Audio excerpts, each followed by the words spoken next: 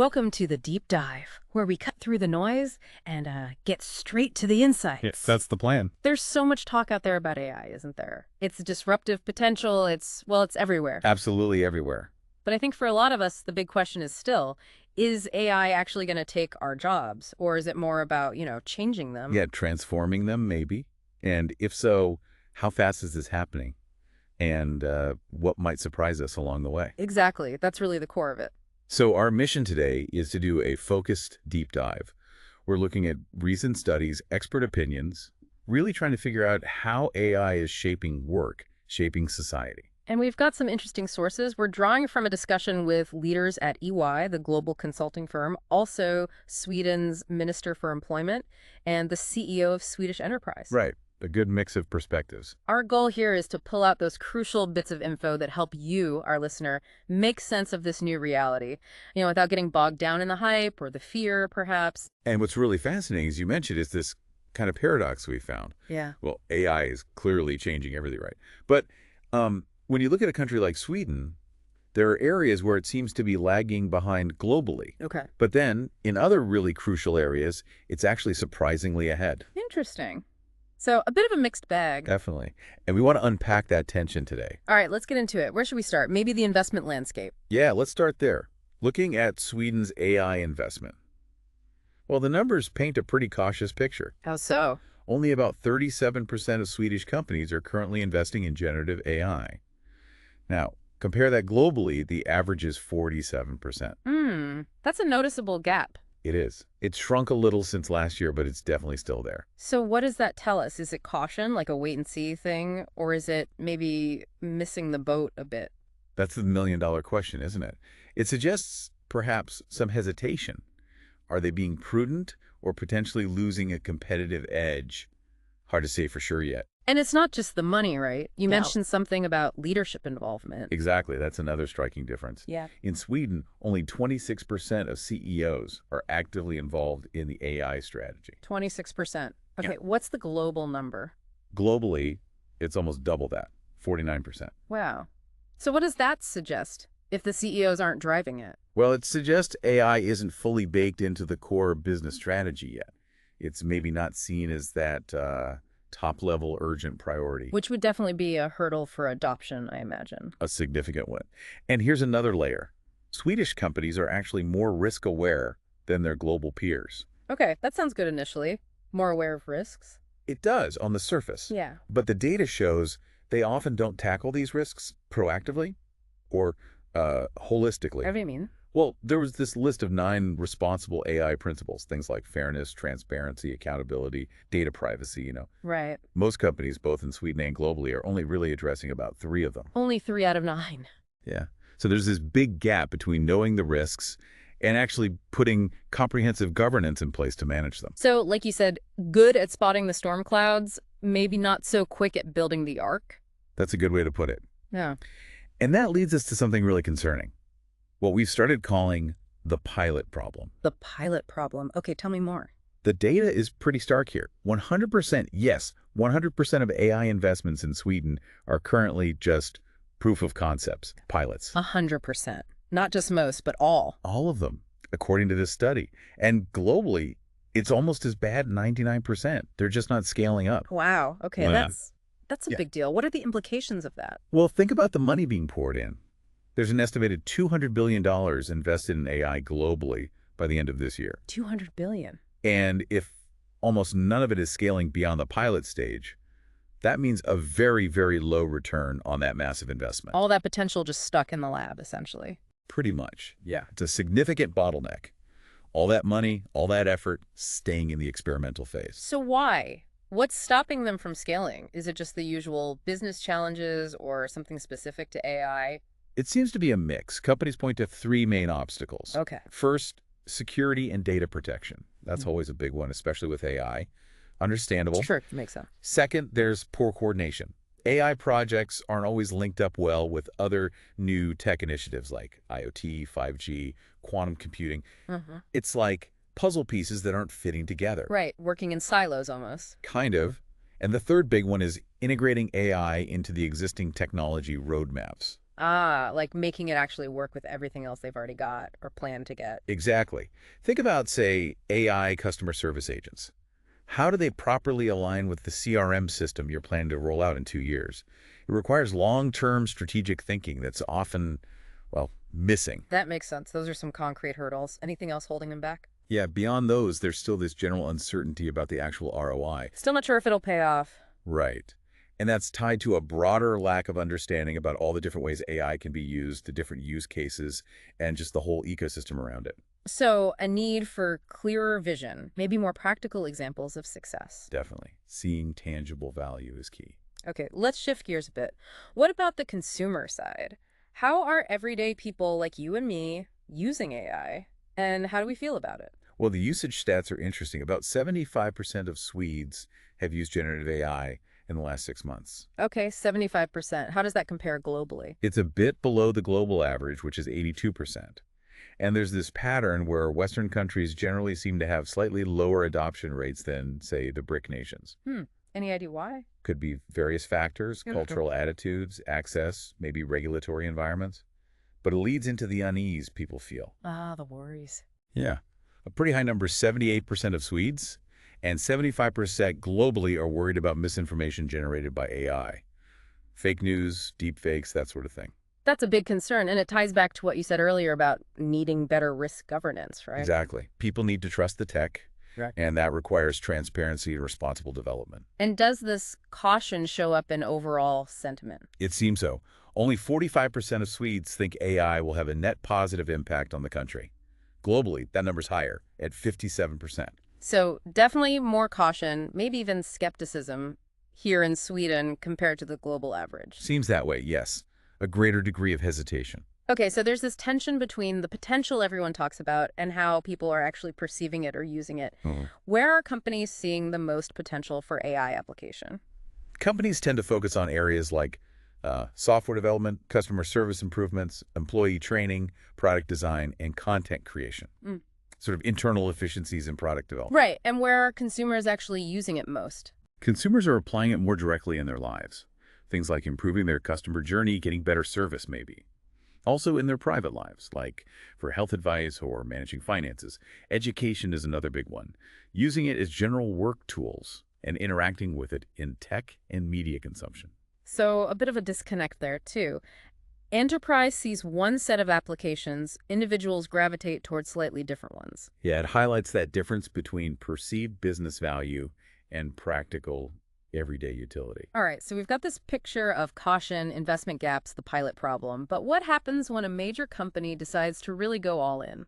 Let's look at that EY case study. They seem to have taken a different path. They really have. EY took a very proactive stance. They decided early on to make a significant strategic investment. We're talking $1.4 billion into generative AI. Wow, $1.4 billion is serious commitment. It is. And they didn't just throw money at it. They actively recruited specialized AI talent. And, maybe most impressively, they trained 83% of their entire global workforce in AI. 83%. That's huge. How did they manage the risks, the data privacy issues with that scale? Good question. They made a big infrastructure shift, moved to a private cloud, centralized their data management. That gave them much tighter control over security and privacy. Makes sense. And did they avoid the pilot problem? They tackled it head on. They developed this internal framework they call the AI Value Accelerator. Okay, what did that do? It helped them sift through, get this, over 800 initial pilot project ideas. 800. Yeah. And they used the framework to narrow that down to just 20 core focus areas. They made sure each one had a strong business case and that they were actually ready in terms of data, people, processes, the tech itself. So a very structured way to ensure they weren't just doing pilots for pilot's sake. Exactly. And they even built their own private chat GPT. They combined it with their vast internal curated data. It's now one of the world's largest private large language models. Which gets around all those worries about sharing sensitive company data with public AI models. Precisely. It addresses those data sharing concerns directly. And all this feeds into a particular philosophy they have about AI and their workforce, right? Which is quite different. It really is. Their stated goal is to use AI to become twice as productive. But here's the key part. The aim is to increase revenue, increase turnover with their current workforce. So not using AI to cut staff, but to grow the business with the people they already have. Exactly. It's explicitly not about layoffs. It's about augmenting their existing talent to achieve more. That's a powerful message and quite different from what you sometimes hear. That is different. And is it just talk, or are they actually using this stuff? Oh, they're using it. They have, for instance, 150 specific AI agents that are used daily by some 80,000 of their tax lawyers and consultants. This is in collaboration with NVIDIA Enterprise. So yes, real-world application at scale happening now. Okay, so connecting this back to the big jobs question, what's EY's take on whether AI replaces or transforms? Their core belief aligns with the transformation idea. They see AI as a catalyst that fundamentally transforms jobs, rather than eliminating them outright. So tasks get automated, but the role itself changes. Yes, exactly. It automates parts of the job, but it alters the nature of the role overall. And the key point they stress is the speed.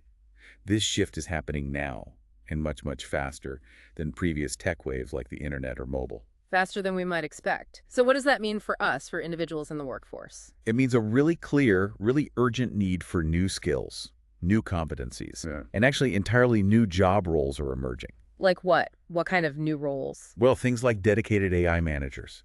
Right now, that responsibility is often shared or unclear in companies. We need people specifically managing AI implementation and strategy. Okay. Then you have prompt engineers, people skilled at crafting the right instructions for AIs. AI ethicists grappling with the fairness, bias, and societal impacts. Even AI code reviewers, because AI might generate code that works, but humans need to understand how and ensure it's robust and safe.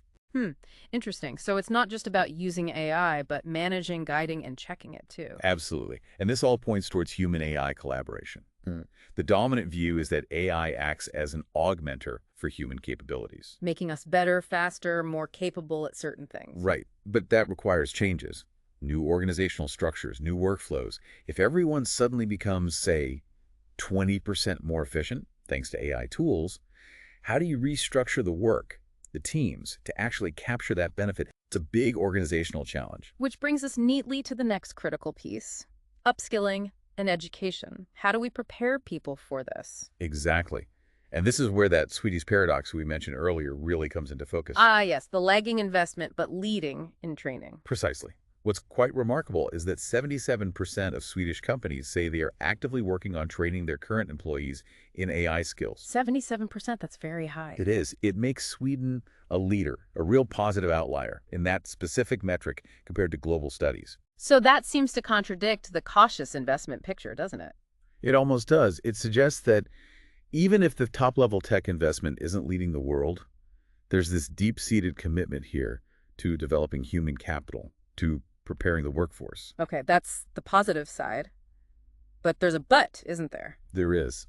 Despite this strong training effort for the current workforce, 65% of these same companies say they won't hire new people who don't already have AI competence. Ah, so good at training who they have, but expecting new hires to come pre-skilled. Seems like it. And that really highlights an urgent need for AI education to start much, much earlier. We're talking ideally primary school, getting those foundational concepts in early. That's a stark message for the education system. What's a government's view on this? You mentioned the Minister for Employment, Matt Person. Yes. His perspective largely lines up with this assessment.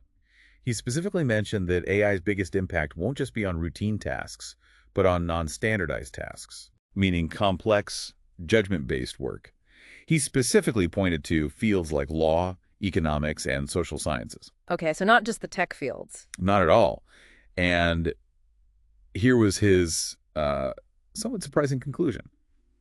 People in those fields, like lawyers and social scientists, they're going to need to learn more math. More math. For lawyers. Okay, that's unexpected. You can almost hear the groans, right? But it really underscores how AI is redefining even foundational skill requirements across the board. And is the government acting on this view? Policy changes? Yes, they are. They're actively nudging the education system, as he put it, directing more funding towards engineering programs, creating short, focused courses for professionals already in the workforce, Right. and controversially, perhaps, shifting some funding away from certain humanities distance learning programs. Right. A clear policy direction there. Was the minister optimistic about Sweden's ability to adapt overall? He expressed confidence, yeah. Pointing to things like Sweden's relatively flat organizational structures, a strong focus on competence development we just discussed, and, the country's history of adapting to technological shifts. But he had some concerns too, right? About regulation. He did, specifically about EU regulations. He voiced a concern that they might be too much, potentially slowing things down compared to the pace in the US and Asia. That tension between innovation speed and regulatory caution again. What about the business perspective? The CEO of Swedish enterprise, Jan-Olof Jack. His view echoed the idea of universal impact. He was quite emphatic, saying AI will affect exactly all jobs. All jobs, even say a plumber. He used that exact example, referencing maybe a plumber using AI-driven instructions on a device to figure out a complex fix. His point was, no job will be entirely untouched. So the focus needs to be on raising the general skill level across the population. Yes, exactly. Elevating the overall competence, especially for people who aren't currently in school or university. Lifelong learning becomes critical. And did he see any specific Swedish advantages here? He pointed to Sweden's unique transition study support, the omställningsstudiestöd. Ah, right. The system that lets employees take paid leave for education, even if it's for a job at a different company. That's the one. He mentioned it's admired internationally and is a potentially powerful tool for this kind of mass upskilling needed for AI. But he also had a warning, didn't he? About speed. He did. He basically said that while Sweden has strong foundations for adaptability, its strongest suit is not the speed of change. And speed is absolutely critical in this AI race. That was his key concern. A crucial point. We have the tools, maybe, but can we use them fast enough? That seems to be the worry. And there was one more related point in the education discussion, this screen to parchment debate. Yeah, that's an interesting ongoing discussion in Swedish policy right now. It refers to the government's push towards more basic foundational skills like math, reading, writing, and perhaps a slight move away from very screen-heavy learning, especially in the early years of school. Why the pushback against screens? Well, the perceived problem, backed by some surveys, is that while young people are super proficient with apps and phones, they sometimes lack basic practical computer skills, like really basic stuff using Excel or Word effectively. Huh. So digital natives who might lack foundational digital literacy in some ways? Kind of, yeah. So the policy aims to ensure those fundamentals are solid, but of course there's a balance to be struck.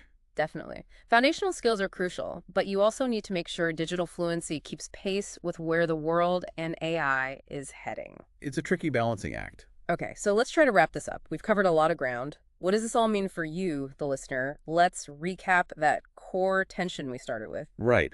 On one hand, you have Sweden lagging a bit in overall AI investment and CEO-level strategic focus. But on the other hand, It's leading globally in actually training its current workforce for AI. It's highly risk-aware, maybe sometimes to the point of being slow to act comprehensively. and the big takeaway on jobs. The consensus seems clear. AI isn't primarily about eliminating jobs outright. It's about fundamentally changing them. It will change how we work and what skills are most valuable. And it's happening fast. Unprecedented speed, as EY put it. Indeed. The transformation isn't coming. It's already here. It demands continuous learning, continuous adaptation, and new ways of thinking about work, value, and human potential.